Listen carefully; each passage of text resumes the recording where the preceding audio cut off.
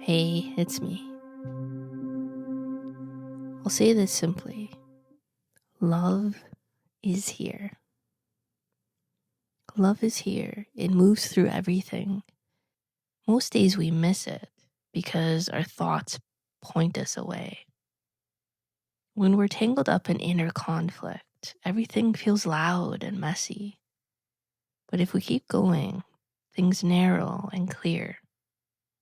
At the center, the question is love. Love is the medicine that eases pain and mends what feels split inside.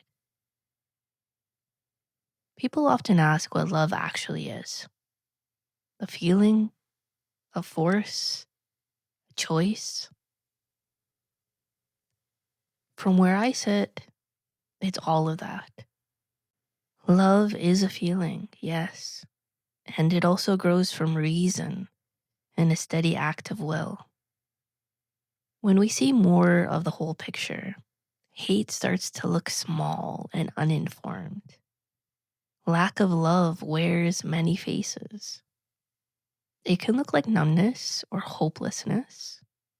It can show up as fear, blame, or the quiet belief that the universe is cold. It can turn into open hostility too. The more clearly we understand life as it is, the less space there is for hate, and the more room there is for love. The feeling of love doesn't come by accident. It follows a choice to move toward it and a wish to understand. Sometimes the choice comes first and opens the mind. Other times understanding arrives and the heart catches up. Either way, feeling follows intention and clarity. If we believe love means losing, being weak, or being taken advantage of, we'll pull away from it. Those ideas block the door. Love is also in the body. When we're in love, our senses shift. Colors look softer and more alive. Food tastes different. Touch lands deeper.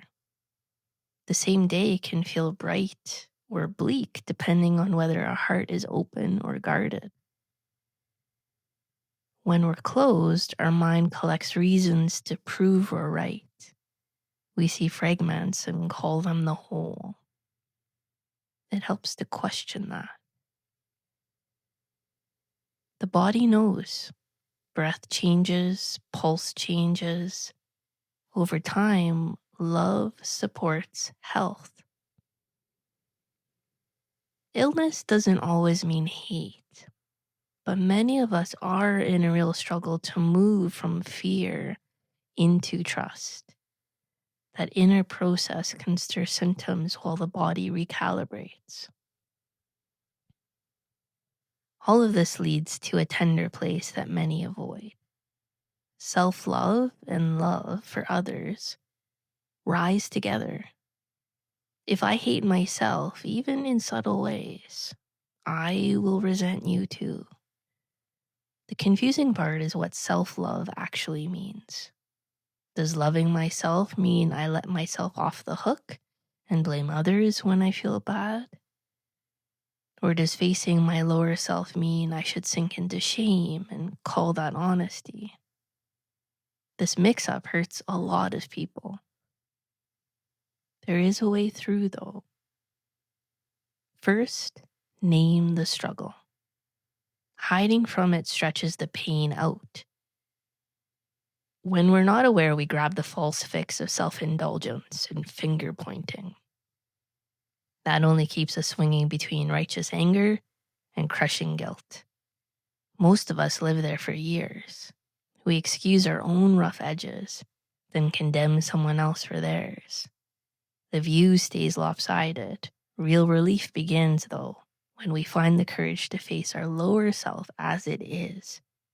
And because we are willing to be honest, treat ourselves with more care, not less.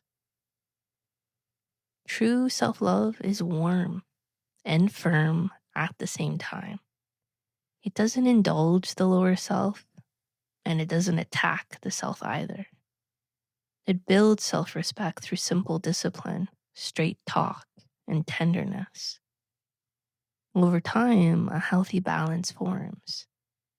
We can set limits with ourselves without cruelty. We can be kind without letting old habits run the show. A quiet practice helps here. In a simple meditation, offer love to every part you usually ignore. Your stomach, your throat, the part that judges, the part that hides. Let each one be seen. When you stop denying and projecting, you start to feel the divine spark underneath, which was there all along. Self-hate feels like a cell with no window. On a real path, awareness of that hate rises. It can look like the path caused it. The path only revealed it. That stage is shaky. Many people want to run, understandably. But if you stay, the clarity itself begins to set you free. Blaming the outer world only tightens the chains. There's another knot that shows up again and again. Rebellion against boundaries. Many of us think rules and structure kill freedom. Look at the sky. Planets keep their path because there's order. Structure can be an expression of love. Sometimes we project our own inner tyrant onto the world and assume every boundary is hostile. We mix up love with indulgence and believe that any frustration is hate. And that keeps us childish and stuck. We need a new way to see limits. Some boundaries are wise and life-giving. Others are narrow patterns we created through fear and confusion. Yes. It's about learning to tell them apart. Accept the first because they keep life coherent. Accept the second because they teach. And when you can do that, frustration becomes a doorway, not a wall. The chain around your ankle loosens the moment you stop yanking against it and start asking what it's here to show you. There's also the structure of false needs, like the need to be indulged. Fighting that need head on can make it stronger. Pause, study it, see what it costs you. Then choose again. You always have freedom in how you interpret a moment and how you respond to it. We forget this and demand others fix what our choices created. Of course, that never works. A knowing response, not a blind one, is the way out. Freedom is often confused with no limits at all, and that idea traps us more than anything. It keeps us chasing something that doesn't exist and resenting reality for being real. A small practice helps here too. When you feel a surge of rebellion, set the story down for a minute. Ask yourself, what state are you in? Are you open and curious, or tight and reactive? Compare this to how you feel when you love. Your body will tell you. In a state of love, you don't submit and hope to be rewarded.